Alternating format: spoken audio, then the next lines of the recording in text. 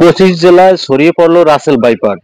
এক সময়ের বিলুপ্ত বিষধর সাপ রাসেল ভাইপার ক্রমেই যেন রাজত্ব গেড়ে বসতে শুরু করেছে দেশব্যাপী। বরেন্দ্র এলাকা ছেড়ে সাপটির খোঁজ মিলছে বরিশাল, পটুয়াখালী, চাঁদপুর, এমনকি ঢাকার আশপাশেও। অস্তিত্ব মিলছে 25 জেলায়। চলতি বছর এই সাপের কামড়ে মারা গেছেন 10 জন। রাসেল ভাইপার দেখতে অনেকটা অজগরের বাচ্চার মতো। ছোট ও সরু লেজের সরীসৃপটি দৈর্ঘ্য 3 থেকে 5 ফুট পর্যন্ত হয়ে থাকে। মাথা চ্যাপ্টা, ত্রিভুজাকার এবং ঘাড় থেকে আলাদা। শরীর জুড়ে অনেকটা চাঁদের মতো গাঢ় বাদামি গোল গোল দাগ। দৈহিক এই বৈশিষ্ট্যের কারণে শুকনো পাতা বা ধান ক্ষেতের মধ্যে খুব সহজেই লুকিয়ে রাখতে পারে নিজেকে। রাসেল ভাইপার সাপ চন্দ্রবোরা বা উলুবোরা নামেও পরিচিত।